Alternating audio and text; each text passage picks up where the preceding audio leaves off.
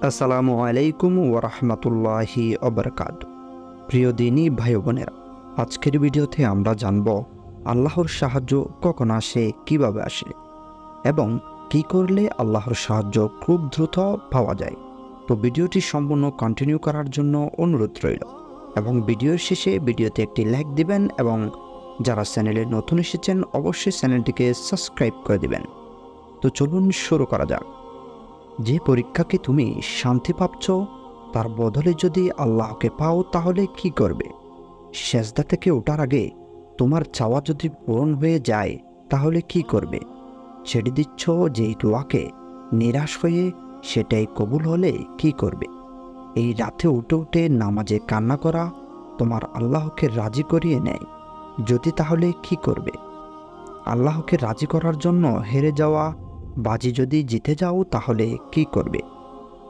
যে যখন থেকে তুমি কষ্ট পেয়েছো সেটাই আল্লাহর কাছে যদি প্রিয় হয় তাহলে কি করবে? যে বান্দা তোমার আছে সেটাকে যদি আল্লাহ উসিলা বানিয়ে দেন তাহলে তুমি কি করবে?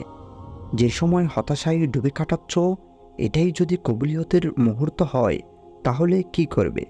যেটা অসম্ভব ভাবছ সেই নসিব যদি আল্লাহ বদলে দেন তাহলে কি করবে তুমি? সেজদায় গড়িয়ে পড়ে অশ্রু এর প্রমাণ যে এখন আল্লাহ সেইগুলোকে কবুল করবেন। তোমাকে কোন পর্যন্ত আনার জন্য উনি তোমাকে অসম্ভবের মধ্য দিয়ে অতিক্রম করাচ্ছেন। বিশ্বাস রাখো, তোমাকে এখন আল্লাহর অদৃশ্যর মাধ্যমে সাহায্য পাঠাবেন। হয়তো চিন্তা করো না, আল্লাহ তোমার জন্য তৈরি করে রেখেছেন অদৃশ্য মুজেজা। তুমি তার নিকটে যেন থাকো, এই জন্য তিনি দিতে দেরি করছেন তোমাকে। এখন তিনি তার কোন পর্যন্ত আনার জন্য শুধুমাত্র অসম্ভবের মধ্য দিয়ে অতিক্রম করছেন। বানিয়ে রেখেছেন উনি মজাদার জন্য অগণিত উসিলা।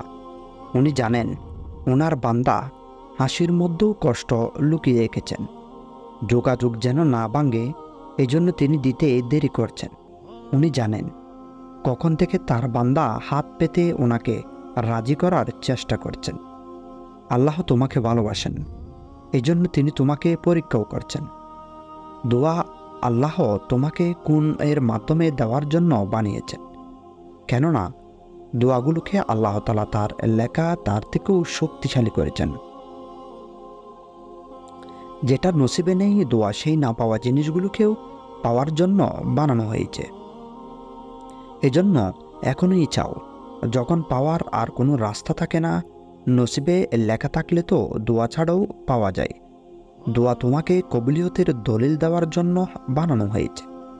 দোয়াগুলোকে আল্লাহর না খেয়ে হায়াতে বদলানোর জন্য বানানো হয়েছে। কারাফকে ভালো বানানোর জন্য বানানো হয়েছে। দোয়া অসম্ভবকে সম্ভব করার ওসিলার জন্য বানানো হয়েছে। অলৌকিকতার জন্য বানানো হয়েছে। যার এখতিয়ারের সমস্ত কিছুর ক্ষমতা রয়েছে তার মর্যাদা থেকে তাহলে হতাশ কেন? আল্লাহর উপর যখন সব কিছু ছেড়ে দিয়েছ তখন নসিবের ভয় কেন করছো? জমিনের উসিলা যদি কাজ না করে তখন আরশ থেকে সাহায্য আসে। তাহলে তাহাজ্জুদের সিজদা করার পরেও দোয়া কবুল না হওয়ার ভয় কেন? আল্লাহর জন্য তো সব কিছু সম্ভব। অসম্ভব তোমার জন্য। তোমাকে যদি চাওয়ার তৌফিক দেন তাহলে উনি হয়তো তোমায় কি দিতে চান? উনি নিজেই তোমাকে বলছেন যে আমার সাহায্য অতি নিকটে। পরীক্ষায় ফেলছেন যিনি, তিনি পরীক্ষা থেকেও বের করার জন্য অসংখ্য পরিকল্পনা করে রেখেছেন।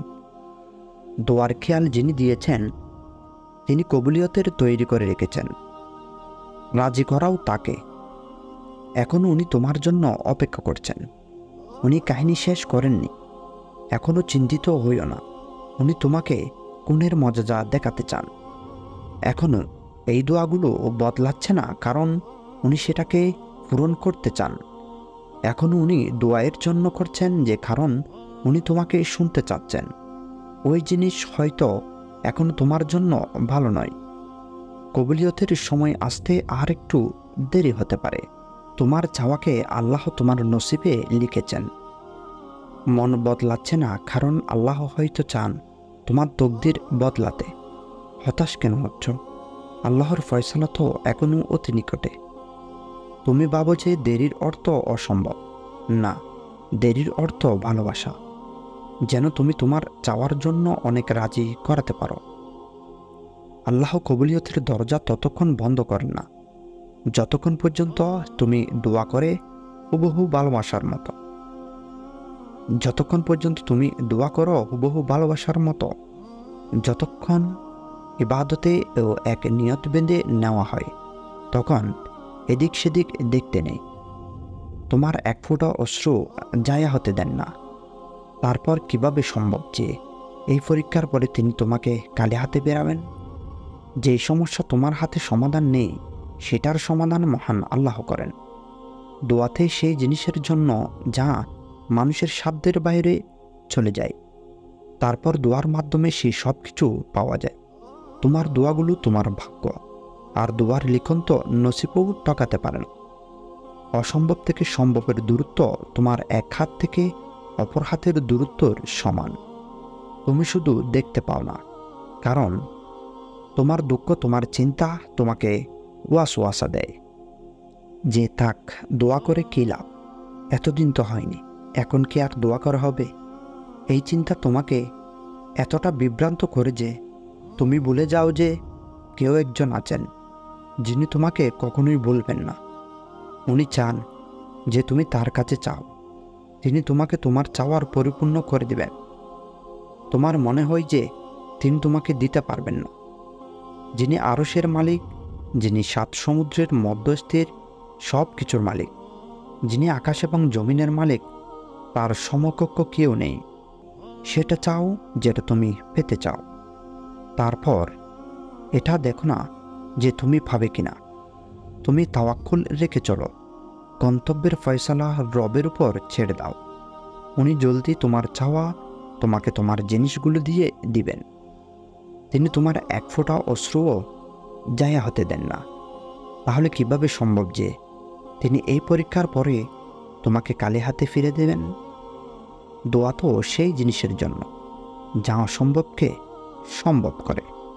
একটা সময় আসবে উনি তোমাকে খুশি করে দেবেন, আর দেখে নিও তুমি আল্লাহর সাহায্য আসবে, আর তিনি এমনভাবে তোমার সাহায্য করবেন যেটার ধারণা তুমি কখনো করনি।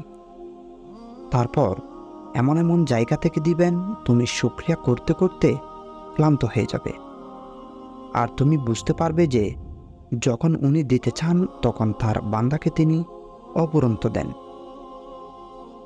নিশ্চয় আল্লাহ এক গুণে অসম্ভবকেই সম্ভব বানাতে সক্ষম। তোমার জন্য যে ফয়সালা আল্লাহ করেছিলেন সেটাই তোমার জন্য ভালো ছিল।